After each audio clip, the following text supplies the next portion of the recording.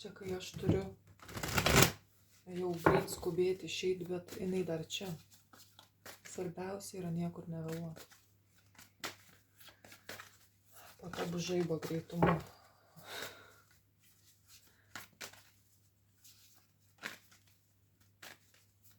Man šiek tiek keistoka yra, kaip tokius video žiūri žmonės, kurie tikrai nesinardo po giliai ir kam jie gaišta savo brangų laiką.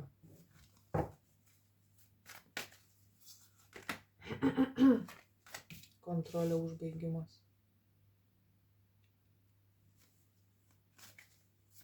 Trūksta vienos detalės iki... Kažkas dar yra tokio, įsėda du žmonės į automobilį, sako, jūs esate asilai ir nuvažiuoja.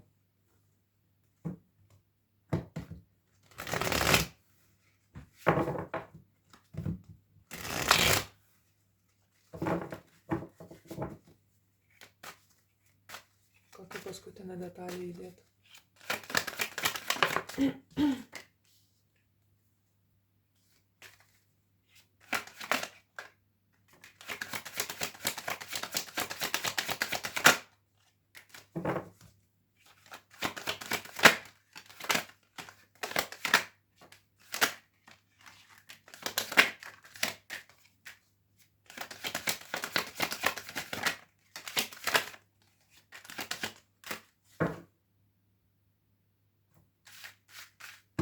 Ką čia reiškia?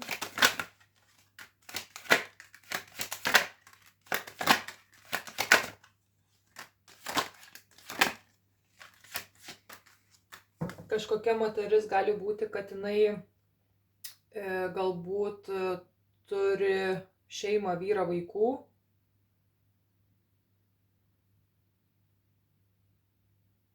Ir jinai pasirinko iliuzinį, kažkodėl sako, žmogų.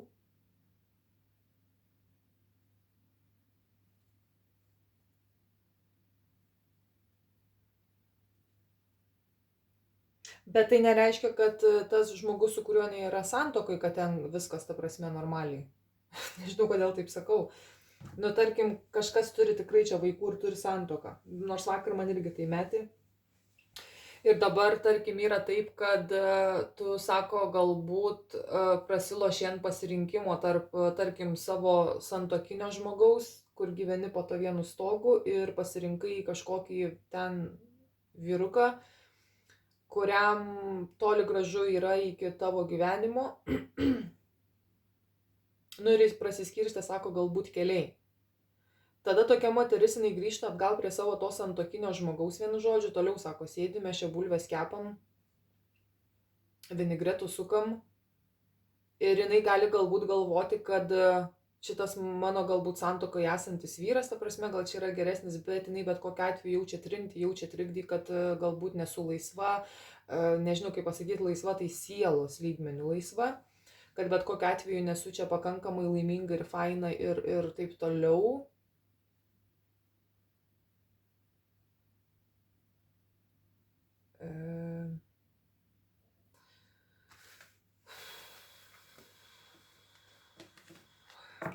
Nes tą moterį rodo, kad jinai yra 9 kalavijose. Kad jinai nevatais galbūt iškeitė savo vyrą į kažkokį kitą ten žmogelį. Tas žmogelis, nu jisai matos, kad jis nėra sąžiningas, ar ne, su 7 kalavijais. Nu, tai viskas okei. Ir kai moteris tai suvokia, tada jinai turėtų stabtelt vėl pabūti toj savo vietoj, kur dabar jinai randas, nes čia piešia šeimą. Vaikai ir panašiai. Ir tada ties šitą vietą pagalvoti, ar tas vyras jos, su kuriuo jinai yra, jinai išties ten ir nori būti. Ar yra tik tais dėl to, kad, nu tiesiog jau čia metai, čia šeima ir aš negaliu, nes čia jau kažkur susivėliau ir galvoju, kad vėl viskas gali būti tas pats. Ta prasme, po skyrybų 5 metus, 10 metų žmonės ant tiek užsikaifuoja būti vieni su savim, kad jie net negalvoja apie dar kažką, ta prasme. ten, kad vėl eiti į buitinį gyvenimą, skalbt kojines ir sukt vinigretus. Ta prasme, žmogus pradeda kvėpuoti ir nepaisant to, ar vaikai užaugia, neužaugia, bet visiškai kitaip pradeda kvėpuoti tą gyvenimą, netgi žiūrėti. Čia kažkas tokio yra, kad kažkokiai moteriai, vat, sako, paturėjau kažkokių galbūt santykių, linksmų, bet tas vyras, jisai su ja nesugimdė nieko. Kažkam tai yra įspėjimas, nes tiesiog tai yra žmogelis toks, kuris tiesiog nori kažką gauti iš jos dėmesio, laiko, kūniškų malonumų ir panašiai. Ir tiek. Ir tada paima baimė, tada moteris vėl grįžta atgal prie savo vyro. Bet jinai bet kokia atveju prie to savo vyro irgi vėl tiesiog nėra laiminga. Ir kas atsitinka? Jeigu, sako, vyras, tarkim, išsiaiškino tavo santuokos metu, kad tu pabuvai su kažkuo, tarkim, ar ne, ten vyras gal irgi nėra šventas, whatever. Tai ką vyro psichologija daro, tokią moterį paims per kontrolę ir labai stipriai. Ir kad tu prarastum visas galimybės net į save kaip moterį, kaip į savim pasitikėjimą, į tai, kad, kažkur prapjoviau ir ištaisymą savęs. Tai nebeleis daryti. Nes tu jau ten esi totalioj, sako, kalėjime, čia yra kalėjimas. Tu visą laiką būsi kaltinamas, spaudžiama, nes tu padarai nesąmonę, bet tu vis tiek grįžai pas mane. Tu vis tiek sėdi toliau su manim ir mes toliau auginam vaikus. Ir jinai išsigąsta pasaulio, jinai išsigąsta gyvenimo, jinai išsigąsta aplamai jau tada visko. Bet jeigu moteris, jinai jau būdama santuokoj toliau su to žmogumi, jinai galvoja apie kitą žmogų, kad su kitu žmogum čia yra negerai. Ta prasme, sėsk du. Geriausia yra galvoti tada tokia momente, kaip aš gyvenčiau viena. Kaip aš plėščiau tą gyvenimą iš savęs viena. Nekreipiant dėmesio į galbūt jau tam tikrą laikotarpį vyro. Šitas vyras kažkas, kas grįžo pas savo vyrą arba vis dar tame yra ryšyje, tai jau yra po kontrolę. Ir tai jau viskas, pagarbos ties šita vieta nebėra. Vyrai iš viso neatleidžia šitų dalykų, nors patys, sako, gali būti nešventieji.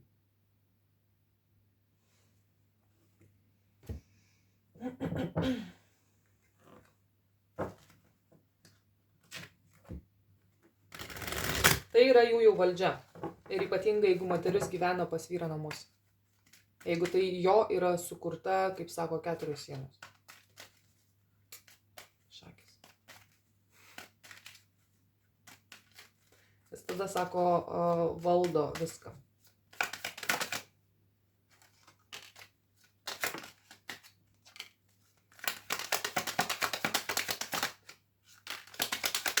Žmogui pradėti nuo nulio, tai ta prasme, čia nieko baisaus.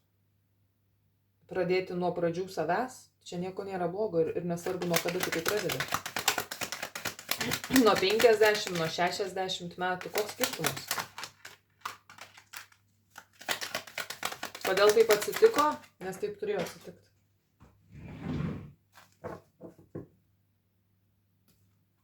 Brandžesniam supratimui.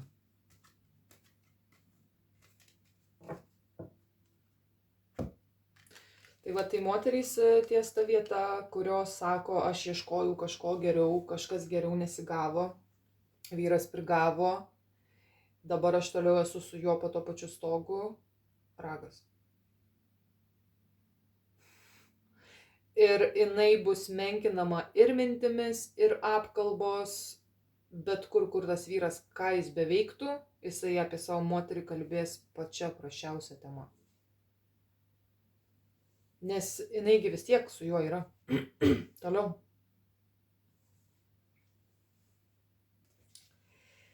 Ir štai mes tokiai moteriai, kaip sako, jau nebeduodam jokio augimo, toksai vyras tikrai jokio augimo jai nebeduos, jinai turi bijoti viso pasaulio, turi bijoti visų žmonių ir psichologijos, ir vyrų, ir santykių viso gyvenimo. Turi bijoti. Ir gali būti, kad taip yra. Jisai ją kontroliuoja šiuo metu. Paėmęs valdžią dabar yra. Jau sako, jeigu tu jau tai santokoj, kažką tokio, tarkim, ne, tai jau ieškok išėjimo. Jau ieškok išėjimo, nes jau čia nieko gero. Tai yra, nėra kažkokia bausmė, bet tai yra dėl aukštesnio suvokimo. Santykių, ryšių, šeimos kūrimų. Tai yra šiaip graži dovana, aš tai netgi pavadinčiau iš kitos pusės, tai yra dovana. Kažkas gali tą momentą sakyti, kad čia visiškas pragaras, ta prasme, yra. Jeigu tu pažvelgtum iš kitos pusės į visą tai, tai tu pasakytum, kad jo, čia buvo greičiausiai mano galbūt kliauza, galbūt dar kažkas, čia buvo pati didžiausia dovana suprasti.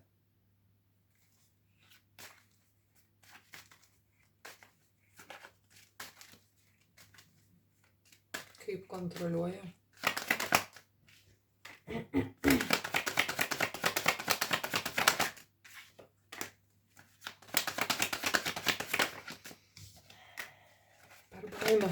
Per baimę varo. Ir labai stipri kontrolė. Ir kitų žmonių nuomonės, kitų žmonių pasakymai. Jeigu, tarkim, yra kažkokia draugė, yra motina, gal dar kažkas, kur, tarkim, tau sako, tu ten pašneki atvirai, galbūt, ar ne, su savo drauge arba motina. Ir tu, žinok, būsi prasmegus, tau, žinok, bus ragas.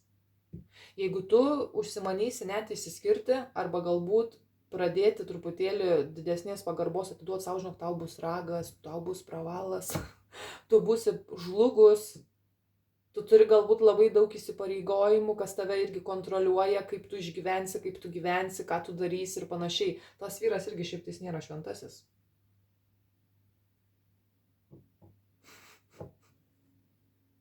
Nėra šventasis.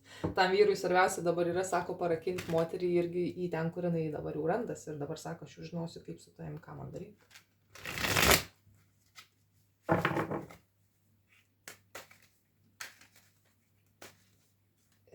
Materialiniai dalykai jau šiuo metu čia krenta. Gali būti, kad moteris yra įėjusi į priklausomybės. 7 taurėse galbūt praleidžia nemažai laiko prie alkoholio. Taip yra slopinama baimė. Taip yra, sako, lengviau biški išgyvenama tame santykyje. Tame ryšyje būtų. Nu, neva lengviau. Ir tai veda į dar didesnį skurdą. Mentalinį, psichologinį, emocinį. Ir faktas fizinį.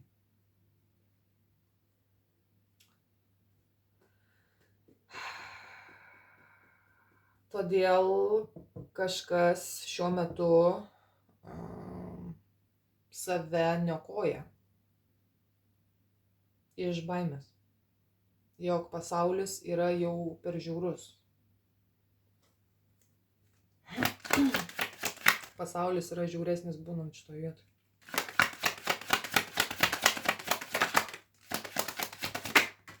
Septyni kalavijai, 5 lazdelės.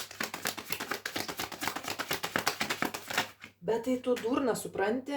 Jeigu tu tai padarysi, tu tokia durna. Ir ta prasme, tokios moterys turi aplink save tikrai draugių, kurios gyvena santokoj, kurios lygiai tą patį yra padariusios, bet jos, kaip sako, žuvis vandenį praslydusios, jos toliau gyvena su tais vyrais, ten vienu žodžiu troba statos ir ten visa kita, ne, nors ten nėra buvę ištikimybė, whatever jiems dzin. Bet čia yra vieta tokia, kažkodėl matau moterį, kuri pešasi pati su savim, nes širdis į vieną neša, statusą į kitą neša, pažįstamų gyvenimą į kitą neša ir kokia gėda tipo. Šitai moteriai galbūt yra didžiausia, ta prasme, gėda, nes jinai palygina save su tom galbūt savo draugiam, kurios vis dar yra santykiuose, santokose. Ir jos praslydusios yra, tai čia toksai yra, sako, nebandyk kandžiot tų savo draugių, jeigu tu žinai tam tikras tiesas, tam tikras realijas, ar ten keršti dar kažkas, ar net yra jų reikalai. Bet sako, čia yra esmė dabar tai apie tave.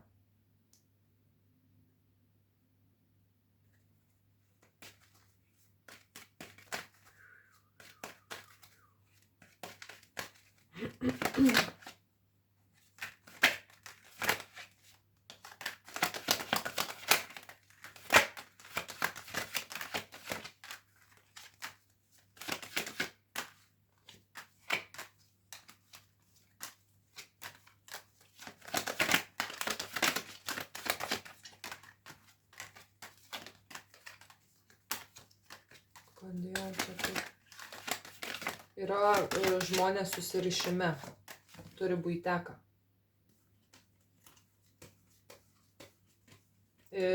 Kažkam toks, jeigu čia šita moteris klausia, ar įmanoma, ta prasme, šitą ryšį perdaryti vyro psichiką, ne.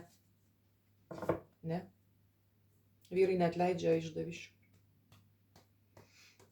Nors gali atrodyti visiškai kitaip. Jie neatleidžia. Jų taip smegenys veikia. Ir moterys šiaip tokios pačios. Todėl čia kažkas vaikšto ant plono lyno. Šitos moters vyras, jisai yra ne to pobūdžio. Palyginus su tuo, ką jinai lygina save su galbūt savo draugė ir jos vyru. Tai ten Jingle Bell.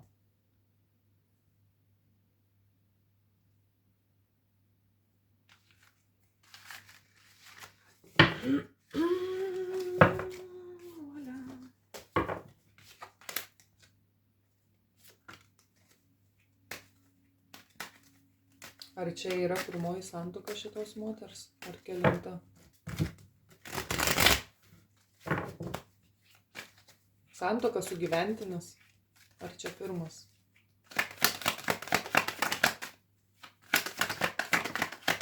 Iš labai senai. Jau šitie žmonės.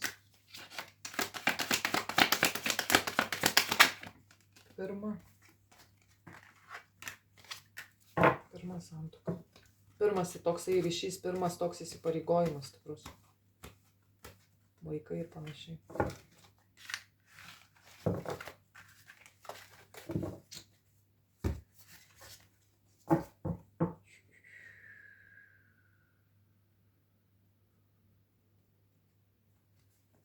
Ir šita moteris, jinai save slopina. Jinai bėga nuo realybės.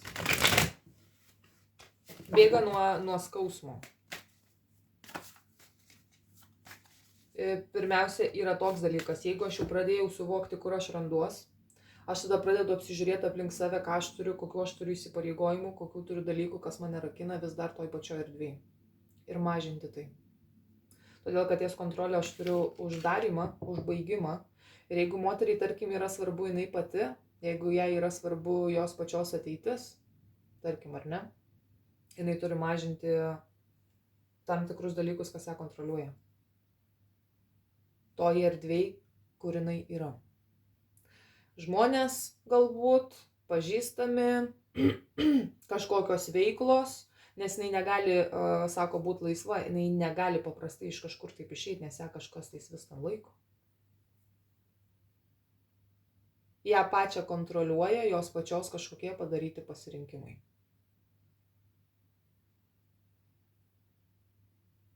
Susibūrimai, veiklos. Tam tikrais momentais, kai žmonės, vat, tarkim, eina į skyrybas, jie pristabdo labai savo gyvenime daug veiklų, verslų, pristabdo. Visiškai atsitraukia nuo šitų dalykų, nes, tai neina sutvarkyti vienu metu 50 darbų. Ir nueina iki minimumo, finansinė prasme, psichologinė ir panašiai, iki minimumo, tam, kad apmažinti kontrolinius įrankius aplink save. Ta prasme, apsimažina ir tu automatiškai eini truputėlį mažiau. Tai yra laikinas momentas, kažkam būna 5 metai, kažkam būna 10 metų, kol tu susistyguoji vėl į savas vietas. Ir tada tu vėl iš naujo kažką pradedi, bet jau pradedi kitaip su didesne netgi atsakomybė, bet tavęs tada nebekontroliuoja. Ir tada tu nebeturi ko bijoti. Bet čia yra kažkokių daug dalykų, kas žmogų laiko toj erdvėj. Vaikai tai tikrai nėra tas dalykas, ką čia sako galėtų laikyti, ar ne, nes pilna moterų yra, kurios išsiskyrusios ir nepaisant to, kad turi vaikų, sako, kreipia dėmesį į vaikų gerbūvį, į vaikų psichiką. Tai ties šitoje vieta vaikai, kaip sako, čia tikrai nėra trukdis, nėra kažkas tokio. Bet yra kitos kažkokios veiklos, žmonės, palyginimai, draugai kontroliuoja. Tai yra sunkus reikalas žiūrint į čia, nes yra labai stipri kontrolė. Ir šitam žmogui, sako, reikėtų apversti gyvenimą aukštyn kojom, jog pradėtų nuo nulio. Čia nėra nuo minuso, bet čia būtų nuo nulio. Tai bent tiek gera žinia. Nes kiti žmonės pradeda nuo minuso ir bando iš minuso išsilyginti, bet čia kažkaip, sako, būtų pradėjimas nuo nulio. Ir žmogus kyla į pliusą.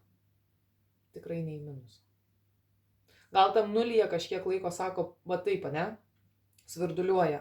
Bet sako, jeigu, tarkim, šita moteris turi erdvių, turi vietų, kur kažkas gali padėti, galbūt tėvai, galbūt dar kažkas, tai, sako, ranka, tada visi tada kartu. Nes čia aš turiu rankas kartu, sujungtas, kada vieni kitiem padeda. Ir aš nematau, kad šita moteris būtų visiškai palikta kažkokia ant ledo, nusmugdinta, tik tai, sako, klausimas, su kuo tu ir kaip tu kalbies. Bet ta pagalba čia jinai yra. Ir jinai galėtų būti jai suteikta, jeigu tik tais jinai tos pagalbos greičiausiai ir prašytų. Arba bent būtų atvira ir atvirai šnekėtų su, nežinau, ar savo giminaičiais, ar su kažkuo, kas tikrai padėtų. Bet ties šita vieta, sako, tai net neprašyk pagalbos pas savo drauges, kurios turi vyrus ir kur tu žinai, kad ten tikrai nebuvo daug labai švarių dalykų. Pas tokias net neit. Nes nuves ne tuo keliu. Visą laiką būsi durnė, visą laiką būsi idiotė ir tu padarai žiauriai blogą sprendimą, nes tu labai patogiai gyveni ir kaip tu tokį patogumą gali iškeisti į nulį. Tai va, ir sako, nekreip dėmesio, ką gyvena kita moteris, tavo draugės. Jeigu žinai, kad yra fake, joms tai yra nesvarbu. Čia kažkam yra sąžinė. Sąžinė kažką reikia viduj. Viskas bėgu, nes aš jau bijau, kad aš pavėluosiu. Vajedau.